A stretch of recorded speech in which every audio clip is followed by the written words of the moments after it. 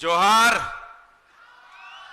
आव धीमू धीमू ना चाले भाई बधाज बे हाथ ऊंचा राखीने जोरथी नारा लगावीशुं।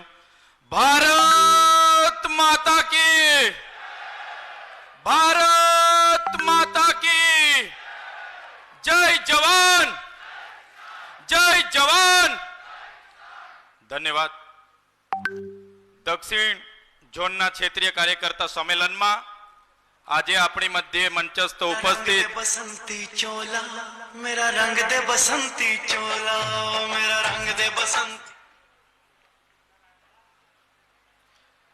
આપણા મંચ પર ઉપસ્થિત ગુજરાતના પ્રભારી એવા ગોપાલરાયજી, મારા સાથી ધારાસભ્ય ગોપાલભાઈ ઇટાલિયા, આમ આદમી પાર્ટી ગુજરાતના મહામંત્રી મનોજભાઈ સોરઠિયા, યુવા અધ્યક્ષ બિજરાજભાઈ સોલંકી, युवा नेता युवराज भाई अने मंचस्थ तमाम मारा क्रांतिकारी साथीओ अने जुदा जुदा विस्तार मांथी गर्मीना दिवस होवा छतां मोटी संख्या में अहींया उपस्थित थयेला वडीलो, युवानो, मातृशक्ति, तमाम मीडियाना मित्रों, पोलीस अधिकारीओ बधाने चैतर वसावाना जोहार वंदन करूं छुं, उलगुलाल जिंदाबाद करूं छुं।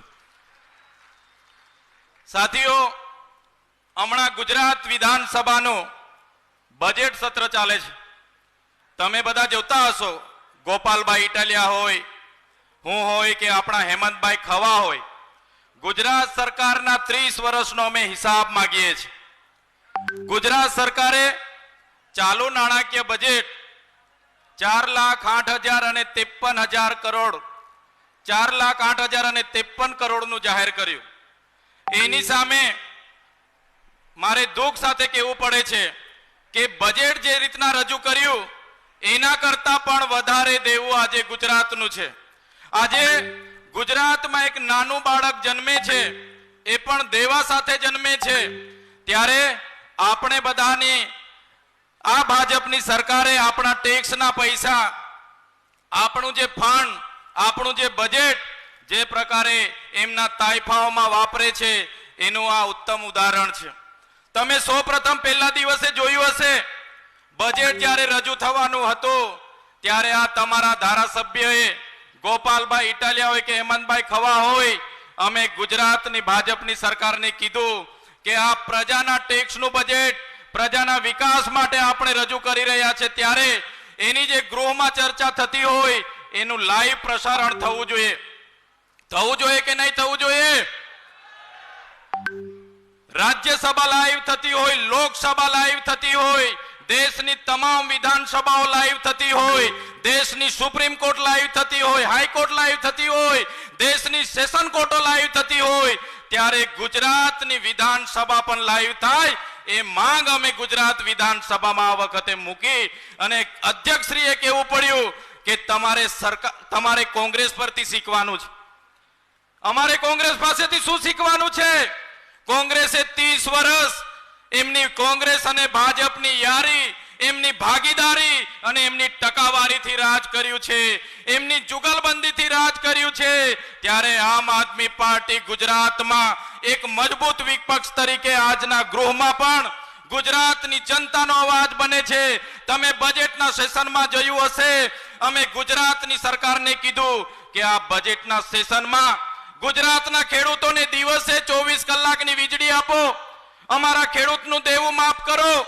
અમારા ખેડૂતને જ્યારે આકસ્મિક મૃત્યુ થાય, ખેડૂત પર વીજળી પડે, ખેડૂતને ખેતરે સાપ ડંખ મારે, ખેડૂત પર ઝાડ પડે, ખેડૂત તણાઈ જાય, ત્યારે માત્ર ખેડૂતને નહીં ખેડૂતના પરિવારને પણ એનો વીમો મળવો જોઈએ।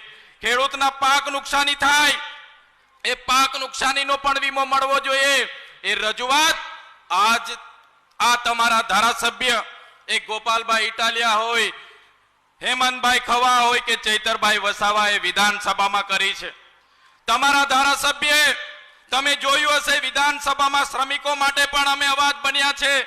अमे गुजरातनी सरकारने कीधुं ए चाहे भरूच होय, झगड़िया होय, सचिन होय, ए चाहे वालिया होय के वापीनी जीआईडीसी होय, तमाम जीआईडीसीओमां काम करता कामदारोने एमनी दर वर्षे पगार में इंक्रीमेंट मळवो जोईए, एमने बोनस मळवी जोईए, एमने एसआई मळवो जोईए, एमनी ग्रेज्युटी मळवी जोईए अने पीएफ पण एमने 12% મળવું જોઈએ. આ વાત અમે ગુજરાત સરકારમાં બજેટના સત્ર દરમિયાન કરી છે, તમે બધાએ જોયું હશે.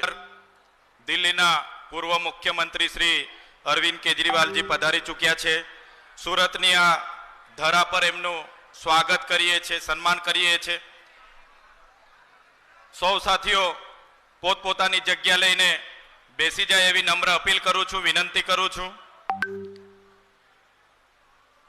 ભારત માતા કી, ભારત માતા કી.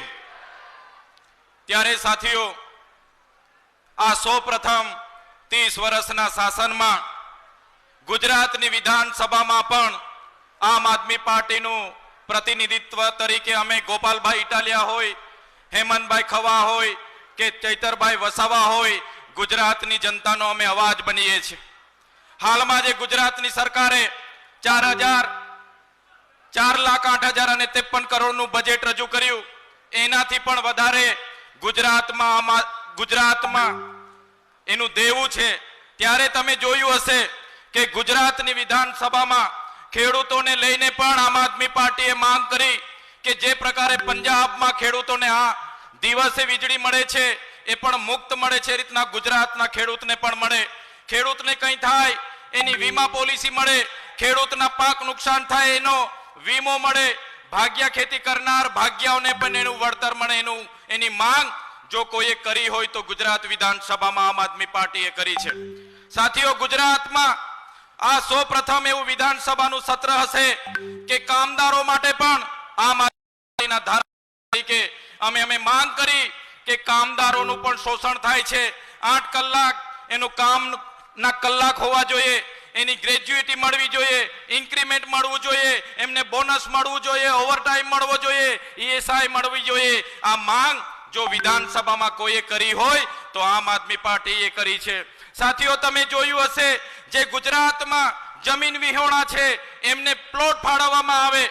એક બાજુ ગુજરાતમાં ભારતીય જનતા પાર્ટીની સરકાર એમના ઉદ્યોગપતિઓને હજારો એકડ જમીન 1 રૂપિયાના ટોકનના ભાવે ફાળવે છે, ત્યારે ગુજરાતમાં જે જમીન વિહોણા લોકો છે, પ્લોટ વિહોણા લોકો છે, એમને પણ પ્લોટ વિના મૂલ્યે ફાળવવામાં આવે એની માંગ પણ આમ આદમી પાર્ટીએ ગુજરાતની વિધાનસભામાં કરી છે. સાથીઓ તમને ખબર હશે કે ગુજરાત વિધાનસભાને લાઈવ કરવાની માંગ એ અમે ગોપાલભાઈ ઇટાલિયાને અમે કરી. સાથે સાથે ગુજરાતમાં જે ફિક્સ પગારદારો છે, જેમને સમાન વર્ક અને સમાન વેતનનો કાયદો લાગુ પડતો હોવા છતાં એમને 5 વર્ષ સુધી ફિક્સ પગાર પર રાખવામાં આવે છે, ત્યારે ગુજરાત વિધાનસભામાં સૌપ્રથમ આ ગુજરાત સરકાર પાસે ફિક્સ પગારદારોને ફૂલ પગાર મળે એની માંગ આમ આદમી પાર્ટીએ કરી છે.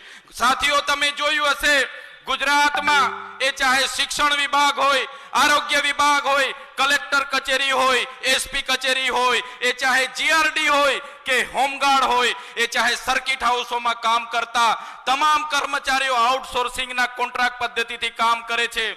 ત્યારે ગુજરાત વિધાનસભામાં આમ આદમી પાર્ટીની માંગ હતી કે જેટલા પણ આઉટસોર્સિંગ કોન્ટ્રાક્ટ પદ્ધતિથી ગુજરાતમાં કર્મચારીઓ છે એમને કાયમી કરવામાં આવે એ માંગ ગુજરાત વિધાનસભામાં આમ આદમી પાર્ટીએ મૂકી છે.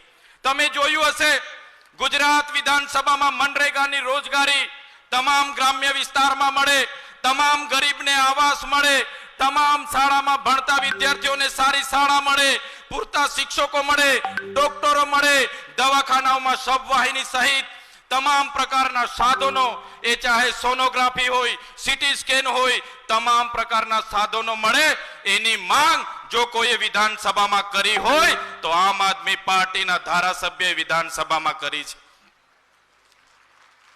ત્યારે સાથીઓ ગુજરાતમાં 15% આદિવાસીની વસ્તી છે. 1,25,00,000 આદિવાસીઓ ઉમરગામથી અંબાજી સુધી વસે છે. 4,08,053 કરોડનું બજેટ જ્યારે રજૂ થયું તો આવડી મોટી વસ્તી હોવા છતાં, 1,25,00,000 વસ્તી હોવા છતાં ગુજરાતના આદિવાસીઓને માત્ર ને માત્ર 5,425 કરોડ રૂપિયા આપવામાં આવ્યા.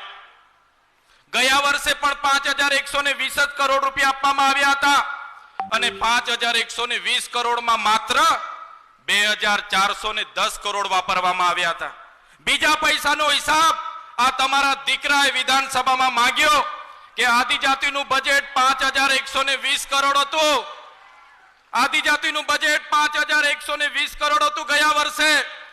સરકારને આપણે પૂછ્યું કે તમે કેટલો ખર્ચો ક્યાં કર્યો છે. સરકારે કીધું કે આદિવાસી વિસ્તારોમાં અમે 2410 કરોડ ખર્ચો કર્યો. બીજું બજેટ ક્યાં ગયું? બીજું બજેટ મુખ્યમંત્રી આવે એટલે 50 કરોડ રૂપિયા વપરાયા. નરેન્દ્રભાઈ મોદી ડેડિયાપાડામાં આવ્યા 100 કરોડ રૂપિયા વપરાયા. એમના વિકાસ મહોત્સવમાં વપરાયા, એમના અમૃત મહોત્સવમાં વપરાયા, એના તાઇફાઓમાં વપરાયા. ત્યારે અહીંયા ઉપસ્થિત તમામ લોકોને મેં વિનંતી કરું છું, જે પણ આદિજાતિનું બજેટ એમના પોસ્ટરમાં વપરાયા છે, એમના બેનર હોર્ડિંગ્સમાં વપરાયા છે, એમના પ્રચાર પ્રસારમાં વપરાયા છે, એમનો બદલો લેવા માટે આવનારી તાલુકા જિલ્લા પંચાયતમાં તમારે બધાએ તૈયાર થઈ જવાનું છે. એનો બદલો હવે આપણે લોકશાહીના ઢબે લેવાનો છે. સાથીઓ, મારી છેલ્લી વાત મૂકીને મારી વાતથી હું વિરમીશ.